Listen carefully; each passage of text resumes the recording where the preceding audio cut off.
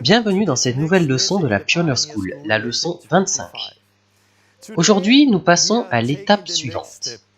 Il est temps de bâtir des églises. Il est temps de bâtir de nouvelles églises sur de nouvelles fondations. Nous voulons toujours voir une réforme de l'église déjà en place. Mais il est vraiment temps de bâtir quelque chose de nouveau et j'attendais ce moment avec impatience. Faire cet enseignement pour parler de l'église. Qu'est-ce que l'église ? L'église est comme une famille. Mais beaucoup de gens ont grandi dans des églises orphelinats. Dans cette leçon, nous parlerons de l'église en tant que famille. Et verrons qu'un modèle ne fonctionne pas pour toutes les familles. Chaque famille est différente et vous ne pouvez pas utiliser un modèle pour toutes. Vous ne pouvez pas utiliser un modèle d'église et l'appliquer à toutes les églises. Suivez cette leçon, j'espère qu'elle vous bénira, vous mettra au défi et créera en vous le désir d'être l'église que Dieu veut que nous soyons.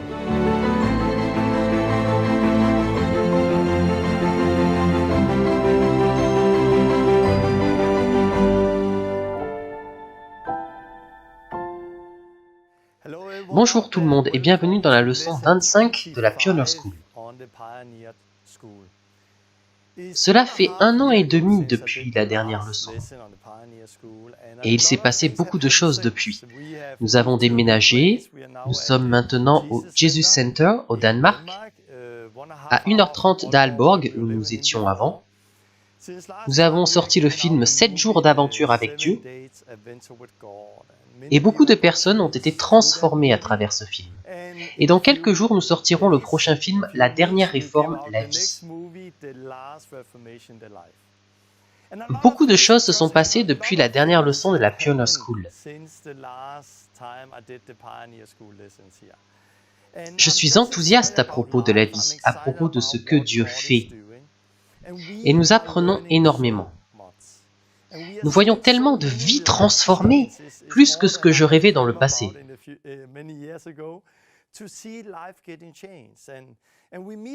Nous rencontrons beaucoup de personnes qui commencent en voyant le film Le Commencement sur YouTube. Ils sont défiés, provoqués, mais ont le désir de plus. Puis ils trouvent la Pioneer School que vous regardez maintenant. Et ils commencent ce voyage avec nous. Ils rejoignent une formation PTS ou un Kickstart. Et c'est simplement beau de voir ce que Dieu fait. Mais comme je disais, nous apprenons beaucoup. Dieu fait de nouvelles choses. Et nous croyons vraiment qu'il est temps de passer à l'étape suivante. Il est temps de bâtir des églises. Il est temps de bâtir de nouvelles églises. De nouvelles communautés sur de nouvelles fondations. Je voudrais dire que si nous nous appelons la dernière réforme, c'est parce que nous voulons voir une réforme de l'Église. Et nous avons essayé, nous avons tenté de réformer l'Église que nous avons déjà. Nous avons essayé de réformer l'Église de différentes façons. Nous avons travaillé avec des pasteurs qui venaient nous voir en disant « Je veux réformer mon Église, pouvez-vous nous aider ? Comment faire ?» Nous avons travaillé avec des anciens qui voulaient réformer leur Église ou avec des membres. Et ce n'est pas facile. Je veux le dire, ce n'est pas facile. Nous avons souvent vu qu'ils ont essayé de changer ce vieux système, mais sans succès. Dans certains cas, le pasteur a été renvoyé. Dans certains cas, les anciens ont quitté l'Église, c'est les membres qui ont dû quitter l'Église. Dans certains cas, cela provoque une division. Et à chaque fois que je vois cela, je me demande « Jésus, quand apprendrons-nous ce que tu dis ?» Car nous lisons que Jésus dit « On ne met pas non plus du vin nouveau dans de vieilles outres. » Autrement, les outres se rompent, le vin se répand et les outres sont perdues. Mais on met le vin nouveau dans des outres neuves et l'ensemble se conserve. C'est ce que Jésus dit dans Matthieu 9, 17. Jésus dit qu'on ne met pas du vin nouveau dans de vieilles outres. Pourquoi? Car la vieille outre ne peut pas le supporter. Et si vous faites cela, l'outre se déchire et le vin nouveau est perdu. Donc pour préserver le vin nouveau, ce que Dieu fait, il faut de nouvelles outres. Et je ne dis pas que tous ceux qui ont un bâtiment d'église, un culte du dimanche, etc. sont de vieilles outres. Il y a des gens qui sont vraiment les nouvelles et qui veulent être transformés et voir une réforme. Mais ce n'est pas facile. C'est notre expérience, ce n'est pas facile. Nous continuerons à essayer de réformer l'Église. Nous continuerons à travailler avec les églises. Et nous continuerons à essayer de voir cette réforme. Mais, en même temps, il est vraiment temps de bâtir aussi quelque chose de nouveau. Il est temps de bâtir en repartant à zéro, sur de nouvelles fondations, au lieu de seulement dépenser notre temps et notre énergie à réformer le vieux système. Mes amis et moi, nous en avons beaucoup parlé, avons beaucoup prié pour ça, et nous savons que beaucoup de gens qui nous suivent ont peut-être quitté l'Église ou alors ont été sauvés et ne sont pas dans une Église institutionnelle. Des gens sont venus pour être kickstartés et ont vraiment expérimenté cette vie. Et beaucoup posent la question, et maintenant? Et maintenant, je ne suis plus dans une église, dans une communauté, je l'ai quittée ou je n'en ai jamais fréquenté, je ne m'intègre pas dans ce que je vois. Alors que faire? Quelle est l'étape suivante? C'est de cela dont j'aimerais parler maintenant et dans les prochaines leçons de la Pioneer School. Il sera question de l'Église. Je veux encore une fois vous aider à retirer ces lunettes religieuses et vous mettre au défi en ce qui concerne l'Église. Comment pouvons-nous arriver à voir la véritable Église dont parle la Bible et Jésus? Donc j'espère que vous êtes prêts à être défiés, prêts pour les prochaines leçons sur l'Église, et j'espère que cela apportera la liberté à beaucoup d'entre vous, et que ce sera aussi une fondation pour vous, afin que vous ayez quelque chose pour démarrer et que vous puissiez dire « c'est ce que nous voulons, c'est ce que nous pouvons faire », puis réunir des gens afin qu'ensemble ils bâtissent ces communautés, églises, groupes, appelez ça comme vous voudrez, du Nouveau Testament. Donc j'espère que vous êtes prêts, je vais commencer par la prière. Dieu, merci pour ce que tu fais, merci pour les choses extraordinaires qui se passent dans le monde et ce qu'il nous est permis de voir. Jésus, nous savons qu'il y a plus que d'aller dans les rues, que le kickstart, que de mener des gens à Christ. Il y a l'Église et nous voulons tout. Nous voulons voir des églises du Nouveau Testament apparaître partout. Je prie que tu m'aides à partager ce message. Et je prie pour ceux qui regardent, que tu ouvres leurs yeux et leurs oreilles pour recevoir le message, et que ce soit une fondation sur laquelle on pourra bâtir dans le futur. Viens avec ton Saint-Esprit, au nom de Jésus. Amen. J'aimerais commencer en parlant de choses dont j'ai déjà parlé auparavant, car je veux continuer à bâtir sur certaines choses dont nous avons parlé dans les 20 premières leçons. Dans la leçon 17, je parlais un peu de l'Église. Et nous avions ceci. Je parlais de l'Église et des deux jambes, en quelque sorte, sur lesquelles elle est bâtie. La première est le grand commandement, et l'autre est la grande commission. Nous avons le grand commandement, aime Dieu et aime ton prochain. C'est ce que Jésus dit, c'est sur ça que la loi est bâtie. Aime Dieu de tout ton être et aime ton prochain comme toi-même. C'est le grand commandement. Puis nous avons la grande commission, allez et faites des disciples. C'est une définition de ce qu'est l'Église. Des gens qui se rassemblent, qui aiment Dieu de tout leur être, qui s'aiment, qui aiment leur prochain comme eux-mêmes, et qui vont faire des disciples. C'est ainsi, mais si on met l'Église dans une boîte, il devient question du bâtiment, du personnel, du programme et du budget.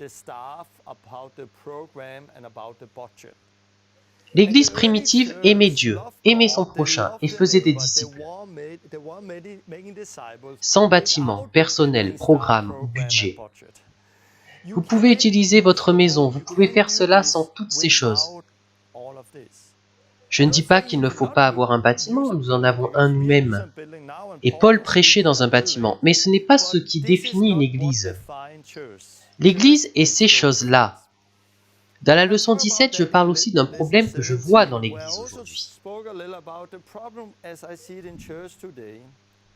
De par notre façon de faire l'église, il y a 10% qui font tout le travail. Et ils sont très occupés. 30% sont frustrés, car ils se demandent quand viendra leur tour. Ils veulent aussi être utilisés par Dieu. Donc 30% sont frustrés et aspirent à plus. Puis 60% qui ont un jour été frustrés, mais qui ont abandonné leur appel, leur vision. Maintenant, ils vont simplement à l'église. Ils ont perdu le premier amour et ils s'éloignent. Car s'éloigner, ce n'est pas quitter l'église. L'église est la dernière chose que vous quittez. S'éloigner, c'est abandonner le premier amour. J'ai parlé de tout cela, donc nous avons besoin d'une réforme de l'église. Mais vous en saurez plus en regardant la leçon 17. Dans la leçon 18, j'ai parlé de la vision de Jésus pour l'Église. Luc 10. Non pas que ma volonté soit faite, mais la sienne. C'est sa vision. Il ne s'agit pas de notre vision et de ce qu'on pense être l'Église, mais de déterminer ce que lui voit comme l'Église, puis de la faire à sa façon. Si vous n'avez pas encore vu ces leçons, je vous encourage à les regarder, car je vais continuer et bâtir sur certaines de ces fondations pour la suite.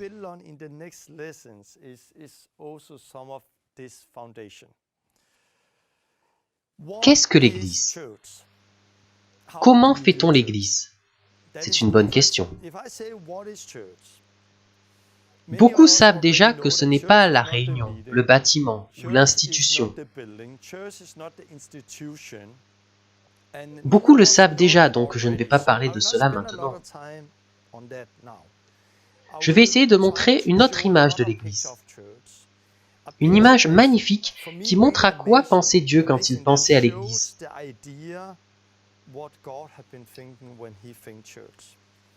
C'est la famille. L'Église est une famille. L'Église est une famille. C'est comme une famille. Qu'est-ce qui définit une famille? Nous sommes tous nés dans une famille. Dans la chair, nous sommes nés dans une famille. Nous avons une mère, un père, des frères et sœurs. Et la famille est le projet de Dieu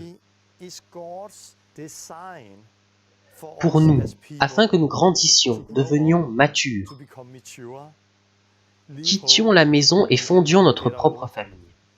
Donc le projet de Dieu pour que nous, les humains, grandissions dans le naturel, c'est la famille.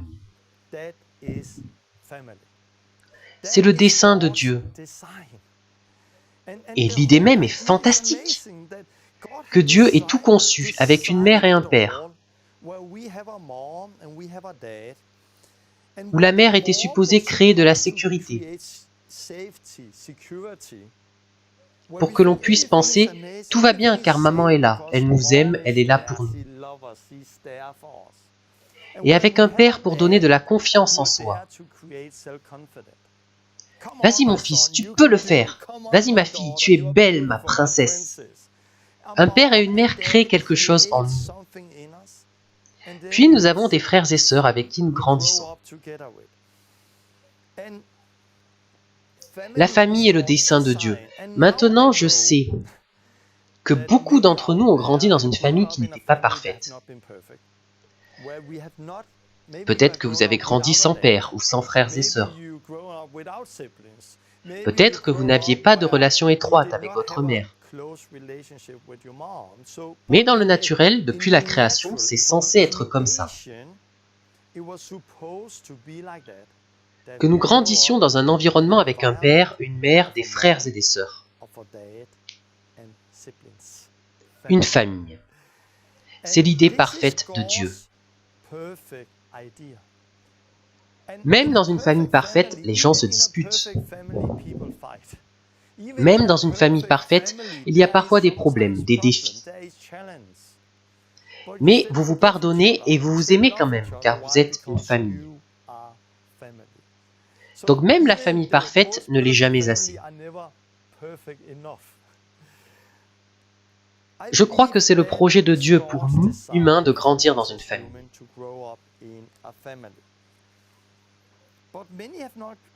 Certains ont grandi sans famille, certains sans mère ou sans père, ou ont grandi dans un orphelinat,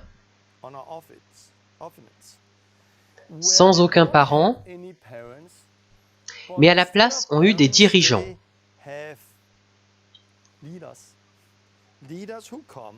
Des dirigeants qui font leur travail puis retournent dans leur propre famille. Et c'est comme ça que beaucoup ont vécu l'Église. J'en parlerai plus longuement par la suite.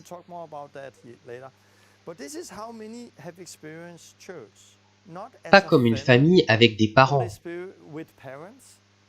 mais comme un orphelinat avec des dirigeants. Et il y a vraiment une très très grande différence entre vivre dans un orphelinat avec des dirigeants et dans une famille avec des parents.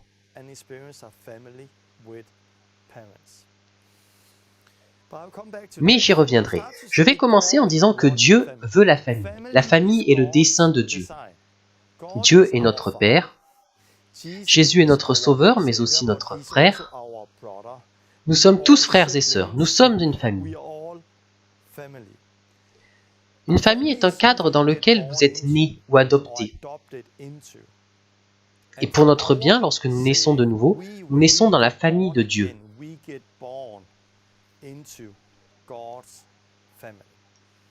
Jean 1,12 dit « Mais à tous ceux qui l'ont reçu, à ceux qui croient en son nom, elle a donné le pouvoir de devenir enfants de Dieu,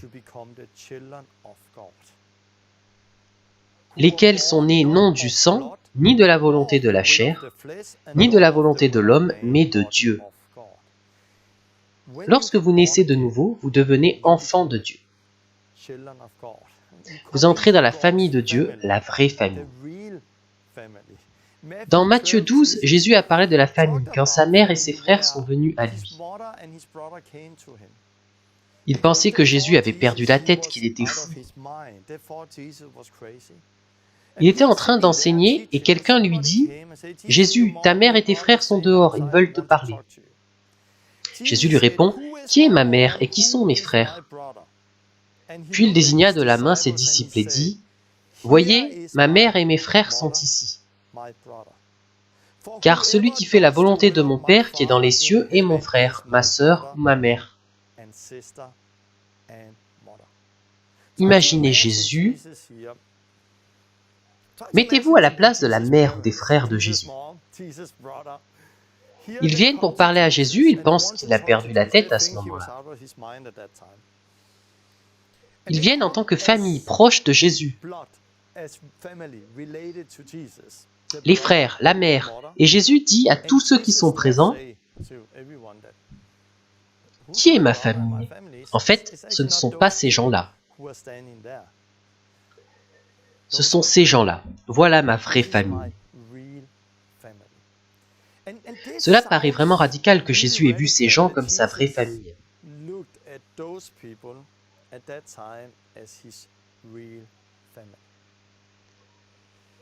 Il y a un dicton au Danemark, je pense qu'il est utilisé partout. Le sang est plus épais que l'eau. Qu'est-ce que cela veut dire? Que la famille est plus forte que l'amitié. Ce que les gens veulent dire par là, c'est que la famille vient toujours en premier.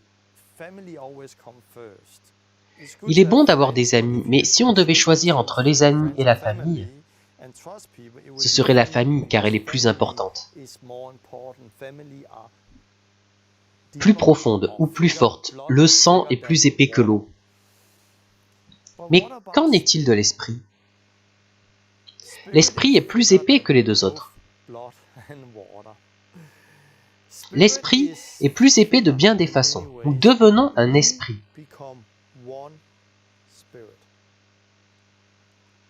Et je voudrais dire que l'idée de Dieu avec l'Église, ce n'est vraiment pas une adhésion où nous devenons membres d'une même institution, d'une même Église, en étant obligés de s'aimer parce qu'on fréquente la même Église. Bonjour, bonjour, comment allez-vous? Bien, merci. Tout va bien? Oui, tout va bien. Les gens ne communiquent pas. L'idée de Dieu avec l'Église, c'est une famille. Quelque chose qui nous rassemble, qui est encore plus profond que ce qu'on vit avec la famille naturelle. Surtout s'ils ne sont pas nés de nouveau, car si vous êtes une famille née de nouveau, alors bien sûr, c'est encore plus spécial. Je veux commencer en disant que, personnellement, j'étais dans une église. J'ai aidé à démarrer une église, puis une autre église, avant de commencer à goûter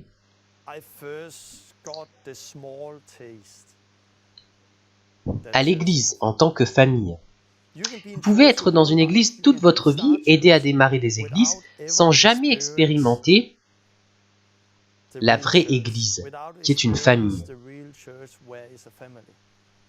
Et je ne dis pas que nous en sommes là, car nous apprenons et grandissons. Mais ce que nous voyons maintenant, je trouve que c'est extraordinaire. Nous voyons une famille. Nous commençons à voir cela d'une façon vraiment belle. Ce n'est pas une adhésion à une institution, c'est une famille et un esprit. Et cette famille, c'est tellement plus fort que n'importe quoi d'autre.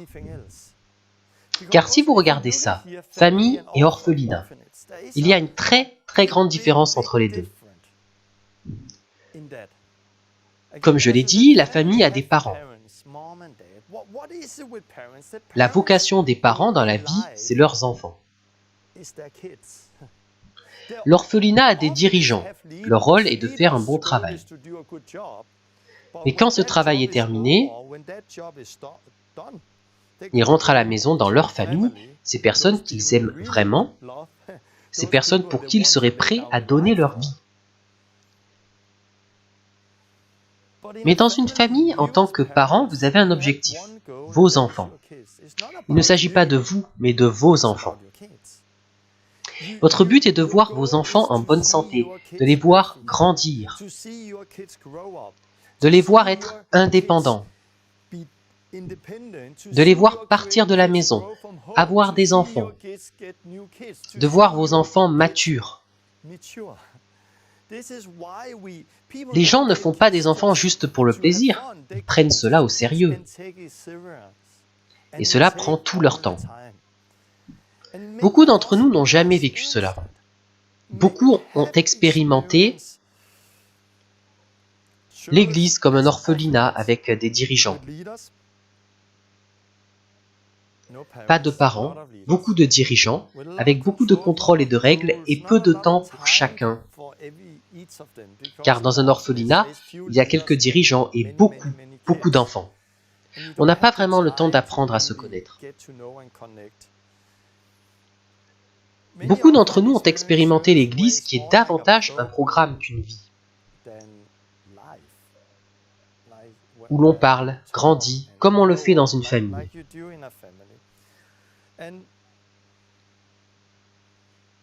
Depuis que l'on travaille avec des églises et que l'on bâtit des communautés, il y a un problème récurrent. C'est que les gens viennent d'une église orphelinat dans laquelle ils ont été blessés. Et cette blessure, cette amertume, est là. Et cela génère une crainte chez les gens qui ont peur de se soumettre à nouveau. Ils ont peur de se soumettre et d'être blessés à nouveau. Ils ont peur de... Ils veulent être indépendants d'une manière qui n'est pas saine. On ne peut pas être l'Église tout seul. Vous ne pouvez pas être l'Église tout seul. Aucun d'entre nous n'est le corps de Christ tout seul. Nous sommes tous un membre du corps. Et nous avons vraiment besoin les uns des autres. On ne peut pas grandir seul. On a besoin les uns des autres. On a besoin d'expérimenter la vraie Église.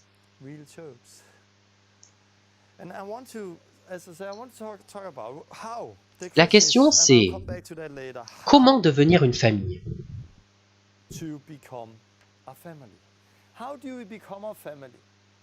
Comment devenir cette vraie Église? Si vous êtes à la maison et que vous voulez démarrer une Église du Nouveau Testament,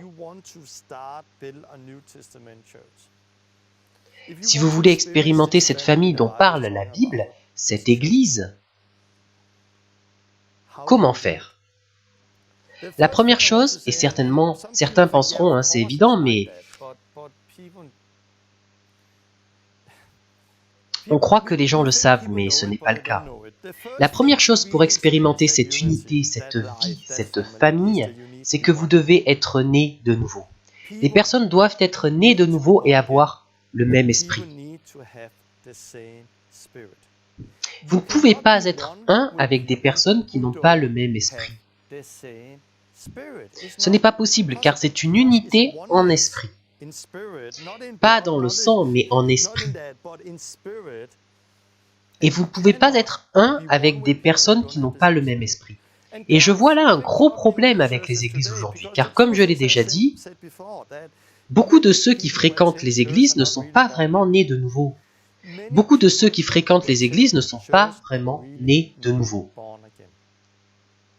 Donc, vous ne pouvez pas avoir cette unité en esprit. Vous ne pouvez pas avoir cela si les gens n'ont pas le même esprit.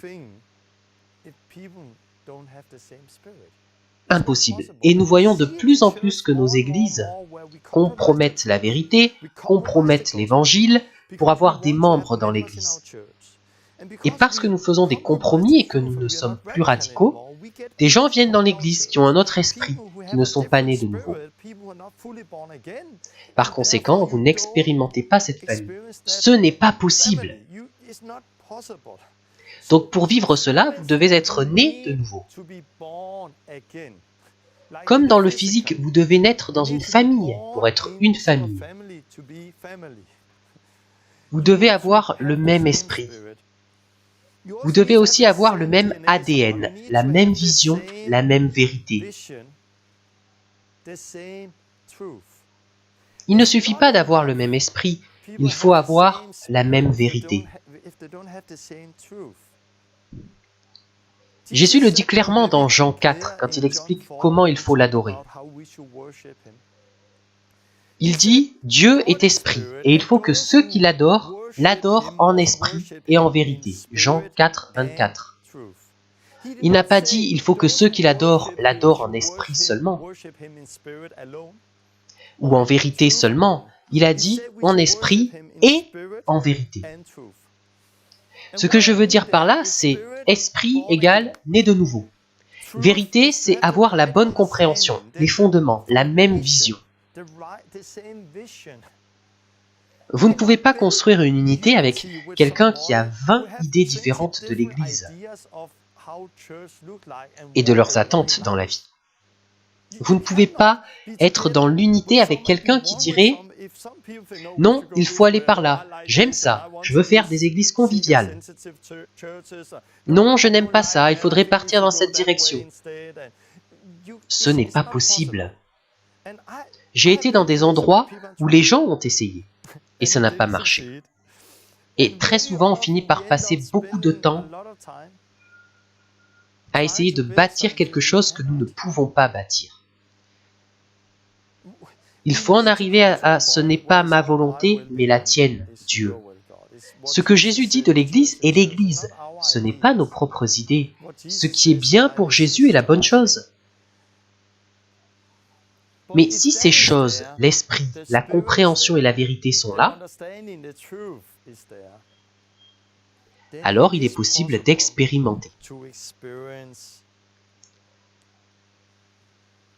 La famille. Il est possible d'expérimenter l'Église comme une famille où ce que vous vivez est très fort. Vous aimez vraiment ces personnes avec qui vous êtes. Vous voulez mourir pour ces personnes. Et vous grandissez très très vite d'une manière saine, car vous êtes dans un environnement de parents spirituels, de famille. Et dans un bon cadre, les gens grandissent très vite spirituellement.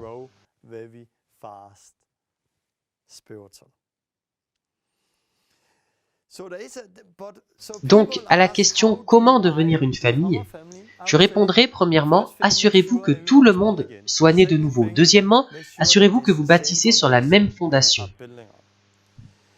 Les gens demandent aussi parfois comment se réunir, comment faire l'Église. Et je dirais que, comme vous allez le voir, il ne s'agit pas du programme. Comment devenez-vous une famille? Dans le cadre d'une famille, comment prenez-vous vos repas? Est-ce que à chaque fois vous dites « Bienvenue à cette table » D'abord, papa va dire quelque chose, puis ma petite sœur va chanter une chanson. Quand elle aura salué et chanté, ma mère dira quelque chose, puis ce sera mon tour. Dans une famille, quand vous êtes réunis à table, faites-vous un programme? Pas souvent, n'est-ce pas? C'est plutôt organique. Ça se fait tout seul. Ça grandit de manière organique. Et chaque famille est différente. Cela nous est difficile à comprendre à cause de nos très très grosses lunettes religieuses. Et au sujet de l'enseignement,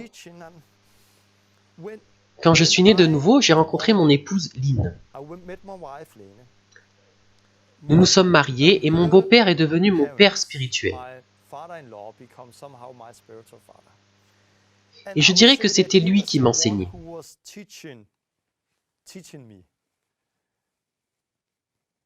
C'est lui qui me formait au début.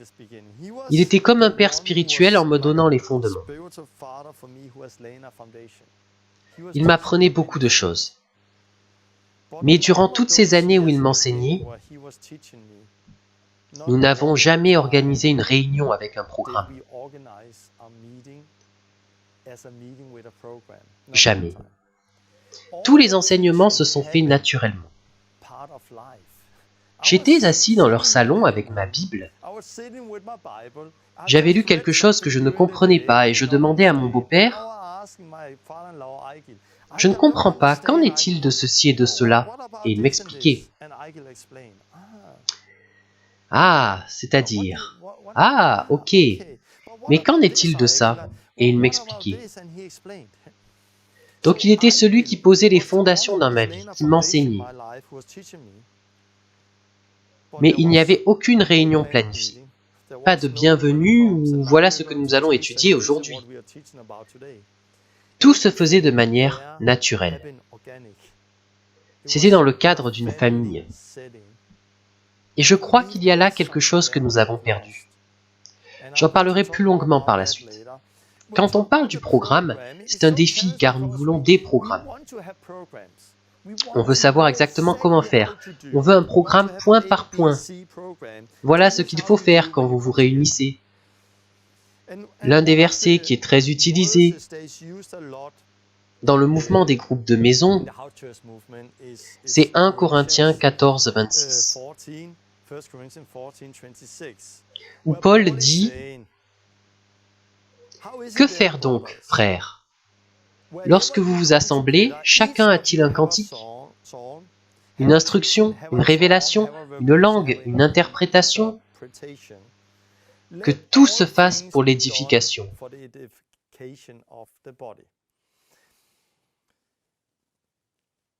Ce verset a été Je l'aime car c'est un verset puissant, mais beaucoup d'églises de maison, organiques, simples, se basent sur ce verset. Mais ce verset peut aussi devenir une nouvelle institution, un nouveau système. Il peut devenir une nouvelle loi. Et on se dit, ok, voilà comment faire. Paul dit qu'à chaque fois que nous nous réunissons, chacun a quelque chose. Qui a un chant? Ok, toi? Ensuite, toi, tu as un enseignement, puis elle donnera une parole en langue, et elle donnera l'interprétation, etc. Et cela devient comme un modèle pour faire l'Église. La manière de faire, c'est de se réunir et de faire ça, ça, ça et ça. Je ne crois pas qu'il en soit ainsi. Je ne crois pas que c'est ce que Paul voulait dire. En disant cela, il ne disait pas que ce devrait être une règle. Pourquoi? Car ce n'était pas la règle de Paul. Il ne l'a pas fait lui-même. Paul n'a pas fait cela. Il ne vivait pas d'une telle façon que quand il retrouvait des gens, il disait « Maintenant, il faut faire ci et ça ». Paul ne faisait pas ça. Non, quand Paul enseignait, nous lisons dans Acte 20 qu'il a prêché toute la nuit. Paul n'a pas dit ce soir-là « Toi, tu vas faire ça, toi, tu vas faire ça, etc. » Il n'a pas fait ça. Paul a parlé toute la nuit. Il a tellement prêché qu'il y a un homme qui s'est endormi, est tombé par la fenêtre et mourut. Paul a accouru, l'a ressuscité et tout s'est bien passé. Puis il a continué à prêcher pendant longtemps, jusqu'à l'aube. Vous pouvez lire cela dans Acte 29. Donc ici nous avons Paul qui, à un endroit, dit le verset 1 Corinthiens 14, 26. À un autre endroit, il a prêché toute la nuit. Nous lisons aussi dans Acte 19 à Éphèse qu'il a utilisé l'école de Tyrannus et qu'il y prêchait quotidiennement. Donc Paul n'a pas appliqué ce qu'il a recommandé aux autres. Je pense que ce qu'a dit Paul dans 1 Corinthiens 14, 26, il l'a dit à l'église de Corinthe. Il a dit à cette communauté, à cette famille, voilà ce que vous devez faire maintenant. À d'autres familles, il aurait dit autre chose et il l'aurait fait autrement. À d'autres familles, encore différemment. Pourquoi? Car il n'y a pas deux familles, deux églises qui sont identiques. Et je vais utiliser une image pour vous montrer qu'on ne peut pas utiliser un modèle d'église pour toutes les communautés. On ne peut pas utiliser un modèle pour toutes les églises. Chaque église, chaque communauté est différente. Et si nous voulons réussir à faire des disciples, il faut sortir de cette mentalité qui consiste à rechercher le bon modèle. Il ne s'agit pas d'un modèle, il s'agit des personnes. Il s'agit d'être au-dessus des modèles, de regarder au-delà pour voir quel est le besoin, plutôt que de se concentrer sur ce modèle. Je vais vous montrer une image sur laquelle je reviendrai, toujours dans le thème de la famille.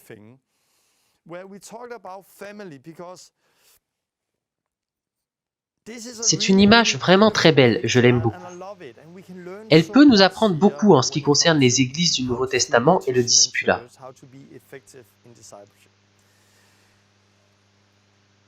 Il y a 1 an et demi, mon fils Sonny s'est marié à une formidable Suédoise, Anna. Donc Sonny a quitté la maison et s'est marié à Anna. Et ils sont devenus une famille. Sonny et Anna étaient une famille sans enfants.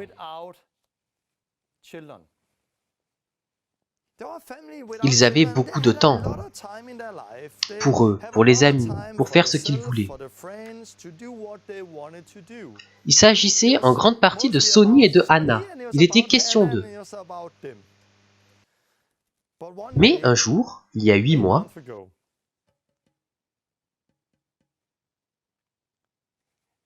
mon petit-fils est arrivé. Quelques mois après leur mariage, elle est tombée enceinte. Et 9 mois plus tard, ils ont eu le petit David, mon merveilleux petit-fils. Quand il est arrivé, leur vie a changé. D'une seconde à l'autre, tout a changé. Ils sont toujours une famille, mais maintenant c'est une famille avec un bébé ou des bébés.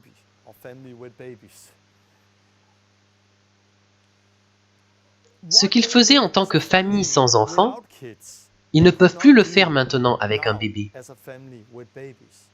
Tout a changé d'un jour à l'autre. Ce qu'ils faisaient hier, ils ne peuvent plus le faire aujourd'hui. Si vous regardez Lynn et moi, nous sommes toujours une famille. Nous avons 2 autres enfants à la maison, Stéphanie, 16 ans, et Simone, 13 ans. Donc nous avons toujours des enfants à la maison.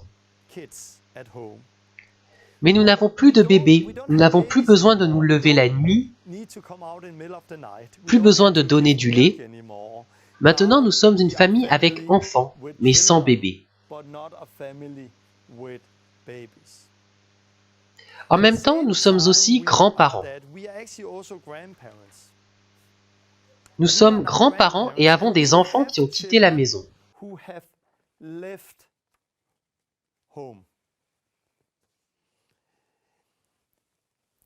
Je crois qu'il y a un modèle très clair ici. Pas un modèle, je n'aime pas ce terme, mais il y a une image claire de l'Église. Car l'Église est une famille. Une famille sans enfants a besoin d'aide pour avoir des enfants. C'est souvent l'étape suivante, avoir des enfants. Alors, ils ont des enfants et d'un coup, il n'est plus question que des enfants. Il est question de lait, de couches et de plein d'autres choses. Et ce qu'ils faisaient hier, ils ne peuvent plus le faire aujourd'hui. Tout a changé d'un jour à l'autre. Et il y a un temps dans leur vie pendant lequel ils ont des bébés et apprennent à ces bébés à manger seuls. Il y a aussi un temps où vous n'avez pas de bébé, mais vous avez des enfants qui se préparent à grandir et à quitter la maison. Et vous aidez les enfants, vous les formez à être assez matures pour quitter la maison. Puis il y a les petits-enfants. Cela devrait être la même chose avec l'Église. L'idée, c'est que l'Église est comme une famille. Vous naissez dans une famille, vous êtes comme un bébé qui a besoin de lait, puis vous grandissez, devenez mature. Et enfin, vous quittez la maison et fondez votre propre famille. Et si vous faites de liens avec l'Église, chaque Église est différente. S'il y a une communauté ou une Église sans enfants,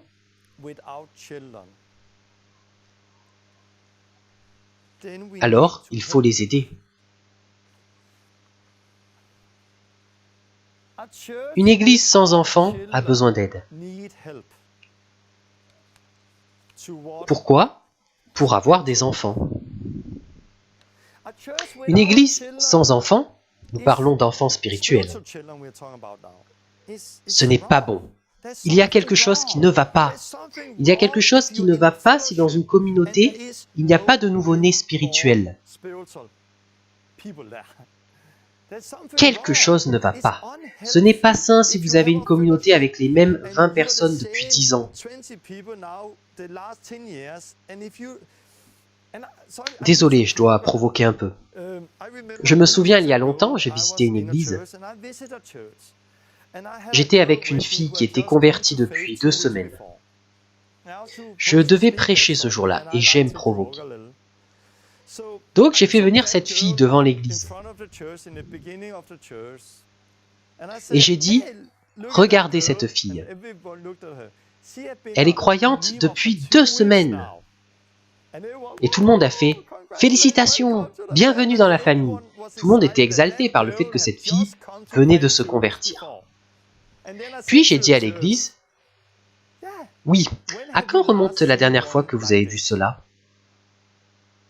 Quand avez-vous vu une personne née de nouveau pour la dernière fois ?» Ma question a choqué toute l'église car tout le monde regardait autour.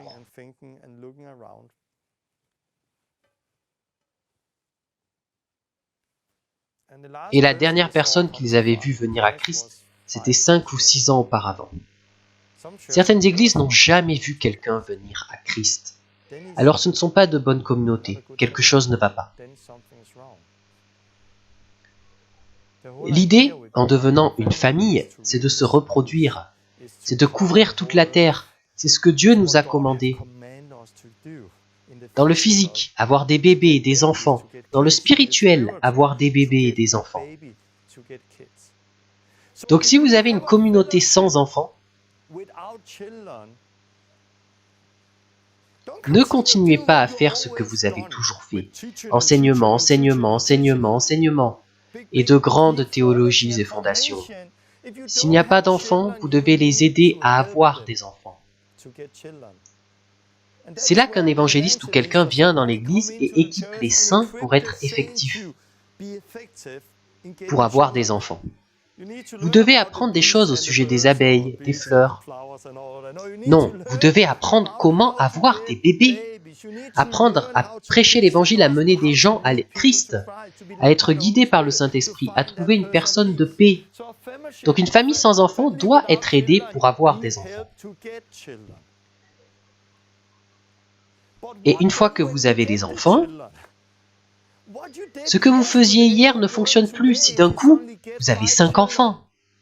Vous ne pouvez pas continuer à faire ce que vous faisiez et courir dans les rues chaque jour comme d'habitude. Si d'un coup vous avez 5 nouveaux convertis, car maintenant ces bébés ont besoin de lait. C'est important de comprendre cela, car nous ne voyons pas ce qui se passe autour de nous. Nous faisons comme d'habitude. Et même évangéliser dans la rue, c'est un bon début quand vous n'avez pas de bébé. Mais sinon, ne laissez pas ces enfants.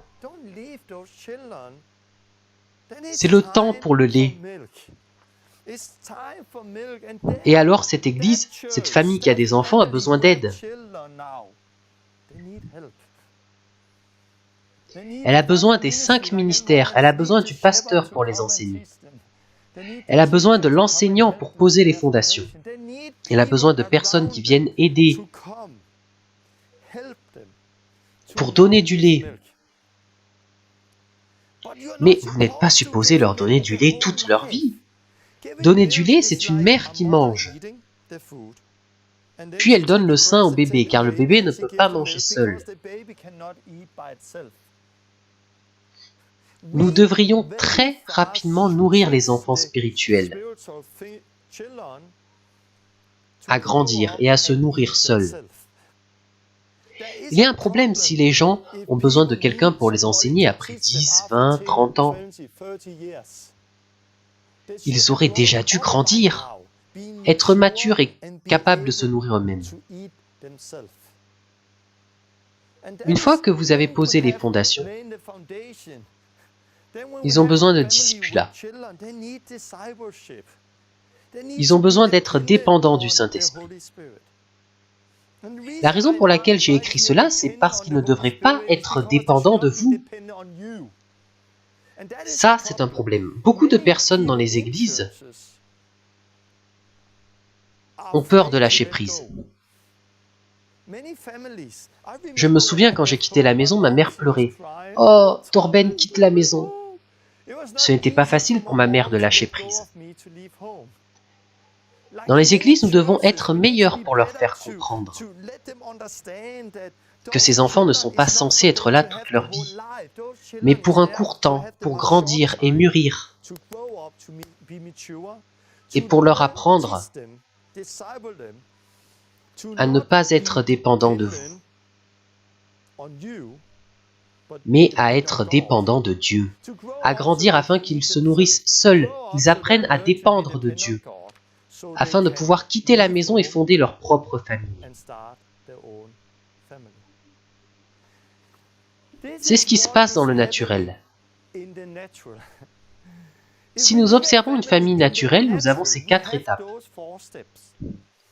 Nous avons des familles sans enfants. Elles ont besoin d'aide pour avoir des enfants. Nous avons des familles avec des bébés. Elles doivent prendre soin des bébés. Nous avons des familles avec des enfants. Il faut les enseigner, les aider à grandir et à devenir matures pour assumer des responsabilités. Le bébé n'a pas de responsabilité, vous ne lui demandez pas de ranger sa chambre ou de laver la vaisselle. Mais vous dites cela à des enfants car ils doivent apprendre. Et s'ils n'apprennent pas, ils ne grandiront jamais. Et s'ils ne grandissent pas, ils ne quitteront jamais la maison et ne seront jamais capables de fonder leur famille.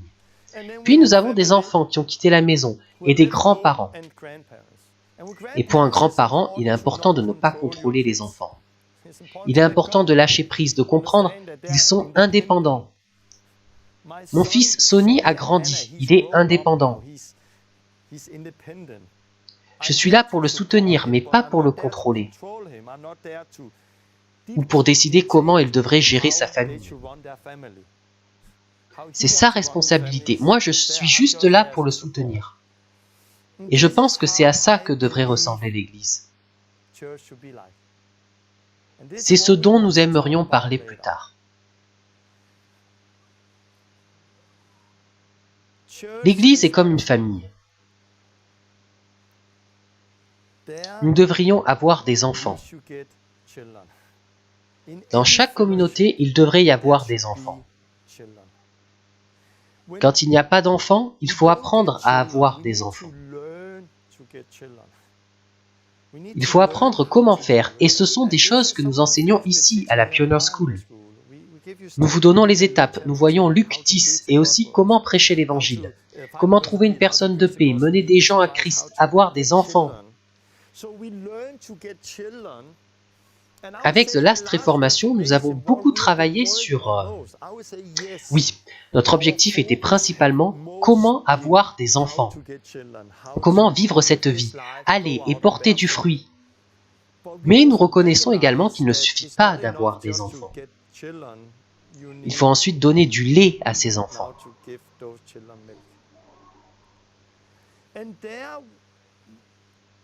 Il est important de comprendre que nous ne donnons pas seulement du lait à ces personnes autour de nous, mais nous leur apprenons à se nourrir seuls, très rapidement, afin qu'ils puissent manger et ne pas dépendre tout le temps de nous.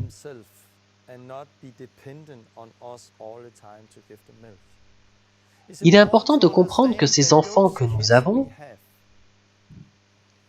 peu importe le type de communauté, nous les avons seulement pour un temps très court, pour qu'ils apprennent à être matures, à grandir, pour quitter la maison et avoir leur propre famille,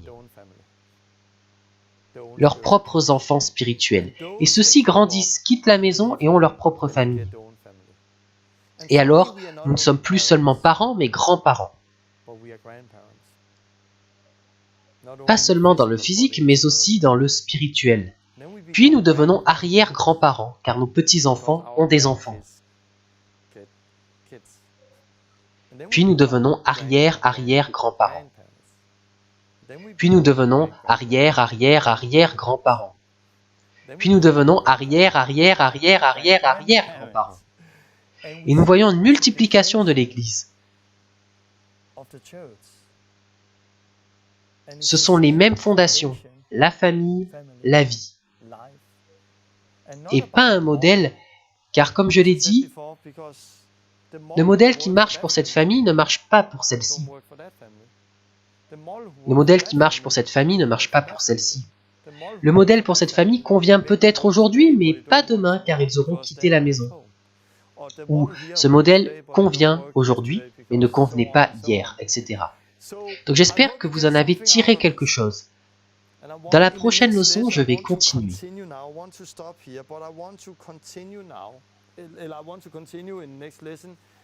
à parler de ces choses de manière plus pratique. Je donnerai encore plus d'exemples pour montrer à quoi ça ressemble. Comment vous pouvez rapidement voir quel est le besoin dans une communauté. Quel est le besoin actuellement?